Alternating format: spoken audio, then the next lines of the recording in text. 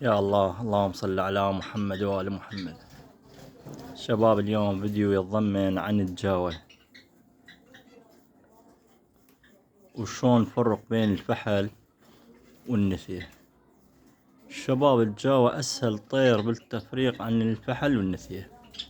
دائما شباب يصير المنقار مال الفحل يصير أحمر طاخ أكثر من حمار النثية، ويصير شون أضخم من المنقار مال النثية، وطائر جميل مغرد حلو. شوف هسه بالنسبة شباب، هسه ايش عندك هنا؟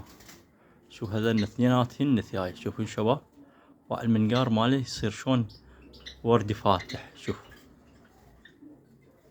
طبعا هاي الأماية ونثية وابنها. وهسه اذا ناخذ الفحل هسه نباوع عليه. هسه شوف شباب، ما شاء الله. هسه شوف ايش راح ناخذ، ولو التصوير دا ينظلم شوية بيه، بس يعني اكو فرق. اذا تباوع على المنقار ماله الفحل راح يصير الحمار ماله قوي كلش، والمنقار ماله يصير اكبر من منقار النثية. وما بيه ترى شباب اي صعوبة، ما بيه اي صعوبة، ما بيه.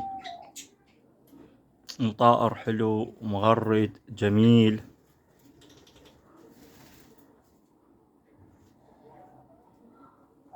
وتعايش دائما ويا بالمحميات، يعني يتكاثر اكثر، اشوفه اكثر من القفاص.